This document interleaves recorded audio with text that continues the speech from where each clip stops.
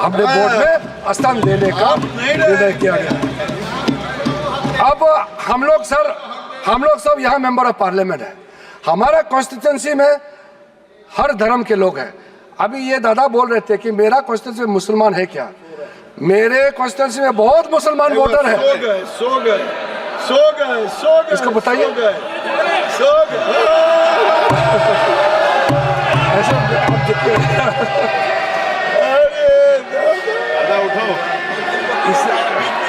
इसलिए मैंने कहा ना दादा, आप हर समय मत बोलिए, नींद आ जाएगा आपको।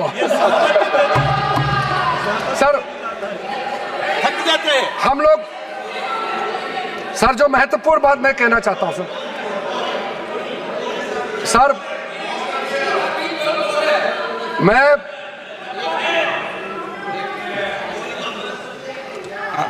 कोई स्पीच हो तो फिर सो जाओ क्या सदन में?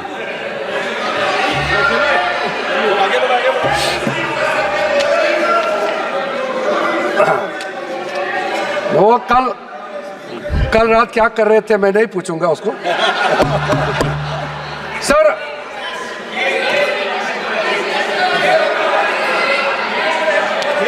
चेक कर लेंगे, पॉलिटिकल रिप्रेजेंटेशन चेक कर लेंगे। ब्रोदर, पॉलिटिकल रिप्रेजेंटेशन हमारे लिए जरूरी है। हो गया।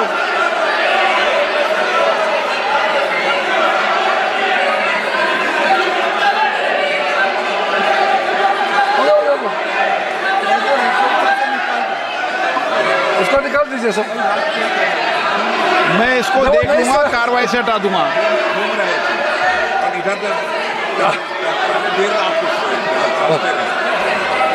और रात भर पढ़ रहे थे, किताब पढ़ रहे थे, मैं क्या कर सकता हूँ?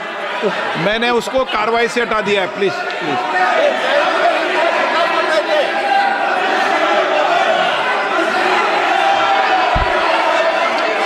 हो गया। सर मैं पॉलिटिकल रिप्रेजेंटेशन के बारे में कहना चाहता हूँ। हम सबका कॉन्स्टिट्यूंसी में हिंदू भी हो सकता है, मुसलमान हो सकता है, क्रिश्चियन हो सकता है, बौद्ध हो सकते हैं, पारसी, सिख सब हो सकते हैं। इसलिए मेंबर्स ऑफ पार्लियामेंट को किसी भी धर्म से जोड़ना सही नहीं है। हमने ये नहीं कहा कि वक्फ बोर्ड में इस धर्म को लेके आना चाहिए, हम नहीं कह रहे। हम ये कह रहे मेंबर ऑफ पार्लियामेंट वहां मेंबर होना चाहिए। अब वो मेंबर ऑफ पार्लियामेंट अगर हिंदू है या अगर क्रिश्चियन है तो हम क्या कर सकते हैं? अगर किसी कॉन्स्टिट्यूंसी से किसी एमपी को चुन के भेज दिया by virtue of being member of parliament, अगर वो बोर्ड में मेंबर होता है तो क्या हम उसको चेंज कर देना चाहिए उसके धर्म को? ये एक बेसिक बात है सर। इसलिए सर ये बिना मतलब का ये इशू उठा रहे हैं सर। उसके बाद सर अब मैं सर एक इंपॉर्टेंट बात बताना चाहता हूं। वक्त बोर्ड को अच्छा से चलाने के लिए वहां टैलेंटेड लोग चाहिए, जानकारी लोग चाहिए। ऐसे किसी को आप उठा करके किसी वक्त में मेंबर नहीं बना सकते हैं सर। इसके लिए जो रिकमेंडेशन हमको मिला है, हर कमिटी और जो जेपीसी से भी रिकमेंडेशन मिला है, मैं उसी को बता रहा हूं। Diversified talent pool, administrative skill वाला, जिसका अच्छा नॉलेज है, ऐसे लोगों को हम लोग बोर्ड में लाना चाहिए। अच्छे ऑफिसर्स को वक्फ बोर्ड को मैनेज करने के लिए उनको ऑफिसर के हिसाब से वहां नियुक्त होना चाहिए। ये सब बातें हमने रखा है। ये सारा आपका रिकमेंडेशन है। हम बार बार आपको बता रहे हैं, याद दिला रहे हैं। आपका रिकमेंडेशन है, इंप्लीमेंट हम कर रहे हैं। आपको समझ में नहीं आ रहा है। और सर खास करके जो बच्चे और महिलाओं के लिए हमने काफी ध्यान रखा है, ताकि कल को ये एक्ट पास हो जाने के बाद कोई मुसलमान बच्चे या महिला किसी तरीके से उनको इंसाफ मिलने से वंचित रह जाए, ऐसा नहीं होना चाहिए। इसके लिए ठोस प्रावधान हम लोगों ने यहाँ रखा गया है। और सारा जो वक्फ प्रॉपर्टी का जो प्रोसीड्स है, जो भी उसका इनकम होगा ये सिर्फ मुसलमान कम्युनिटी का वेलफेयर के लिए ही खर्चा होगा। और हम चाहते हैं जब मुसलमान समुदाय को हम लाभ पहुंचाना चाहता है तो हम खास करके गरीब मुसलमान महिलाओं के लिए जो बैकवर्ड है उनके लिए हम कह रहे हैं आप लोग का हाथ छोड़ेंगे तो आप लोग तो कभी भी इनको कोई मदद देने वाला नहीं है इतने सालों तक, इसलिए हमको ये प्रावधान करना पड़ रहा है। अंत में सर, आदरणीय प्रधानमंत्री जी ने जो स्लोगन दिया है, हमारे एक मंत्र इस सरकार का है, सबका साथ सबका विकास, और ये कह रहे हैं कि मैं मुसलमान नहीं हूं इसलिए इस बिल में मुझे नहीं बोलना चाहिए। ये तो बहुत आपत्तिजनक वाला बात है। क्या कोई मंत्री बनने के लिए इस देश का किसी भी मंत्रालय को संभालने के लिए क्या पर्टिकुलर एक धर्म का जाति का होना चाहिए क्या? बार बार वो कह रहे हैं कि मैं मुसलमान नहीं हूं इसलिए मुझे नहीं बोलना चाहिए। ये बहुत गलत बात उन्होंने कहा, मैं इसका आपत्ति दर्ज करना चाहता हूं। सर,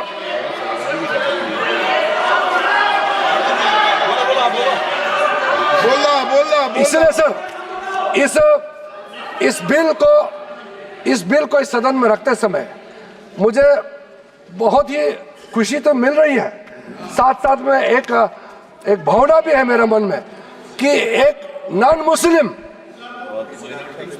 मैं खुद माइनॉरिटी हूँ, नॉन मुस्लिम हूँ, लेकिन मुसलमानों का वेलफेयर के लिए ये बिल रखने का मौका मिल रहा है।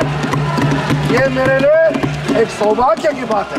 आदरणीय प्रधानमंत्री जी का आशीर्वाद से इतना एक भला काम करने का जो मौका मिला है, ये हर आदमी को ये मौका नहीं मिलता है, इसलिए मैं अपने आप को मैं बहुत ही भाग्यवान मानता हूँ, क्योंकि हर रोज हम लोग काम करते हैं इस सदन में 12 बजे तक, रात तक हम लोग डिबेट डिस्कशन करते हैं। कभी कभी ऐसा मौका मिलता है जो सदियों तक याद रखेगा कि ऐसा काम किसी सरकार को, किसी मंत्री को बात रखने का मौका मिलता है। सर, मेरे पास और भी पॉइंट बहुत है, लेकिन जैसे हमारे कांग्रेस के साथियों ने और कई लोगों ने भी रिक्वेस्ट किया है, मैं मानता हूं कि जो प्रमुख रूप से जो मुद्दा, जो ऑब्जेक्शन रेज किया गया, उसका हमने रिप्लाई कर दिया गया है।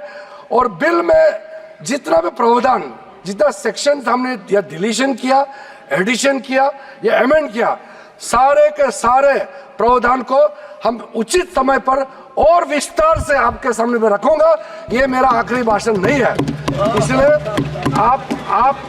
आप लोगों ने इतना आपत्ति आप लोगों ने दर्ज किया, लेकिन मैंने उसका सिर्फ 50% ही रिप्लाई किया है। अभी 50% और भी जवाब देना बाकी है, लेकिन आदरणीय अध्यक्ष महोदय जी का परमिशन से आज आप लोगों को भी इतना सवाल उठाने का मौका दिया, इतना और ज्ञान मुझे भी आपके जितना भी आशंकाएं हैं दूर करने का मौका दिया। अध्यक्ष महोदय जी, इसी शब्दों के साथ मैं आपसे अनुमति चाहता हूं कि इस बिल को मैं इस सदन में इंट्रोडक्शन के रूप में पेश करूं। नहीं, माननीय सदस्य, जो सदस्यों की भावना है कि आप इस पर और डिटेल चर्चा करना चाहते हैं, इस विषय कुछ बोलना चाहते हैं आप? सर, जैसे कि हम लोग बहुत ही ओपन माइंडेड, बहुत ही डेमोक्रेटिक तरीके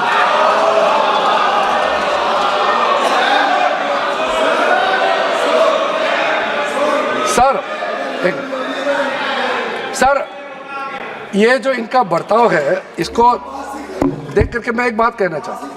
हम तो नए नए एमपी बन के आए थे, हम पीछे बैठते थे पुराने सदन में। जब यूपीए का नया सरकार बना था, हम लोगों ने कुछ रिक्वेस्ट किया, और सदन में उनके नाम नहीं लेना चाहता हूँ, जो सीनियर लीडर है, उन्होंने सदन में उठ के कहा, आप लोग का काम अपोज करना है, लेकिन सरकार सुने ना सुने सरकार का मर्जी है। उस समय आप लोग कहते थे। आज हम इतना खुले दिल से कह रहे हैं कि आपने रिक्वेस्ट किया, सारा सदन सबने कहा कि इस बिल पे और भी चर्चा होना चाहिए, स्क्रूटनी होना चाहिए। क्यों नहीं? हम इसके लिए भागने वाला नहीं है। क्योंकि इसमें हमारा मंशा साफ है, हमारा कदम साफ है। किस चीज से डरना है?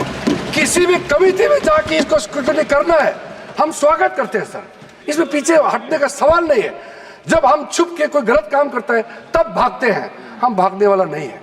इसलिए अगर किसी कमेटी में जाना है, हम सर अपने सरकार की ओर से हम पक्ष रखना चाहते हैं कि ज्वाइंट पार्लियामेंट्री कमेटी गठन करके इस बिल को रेफर किया जाए और फिर ऑल पार्टी अपने संख्या के हिसाब से वहाँ पे विस्तार से चर्चा करें और स्टेक होल्डर से बुला करके जो भी सुनना है आप इस कमेटी को अधिकृत रूप से यहाँ से आप पास कर दीजिए।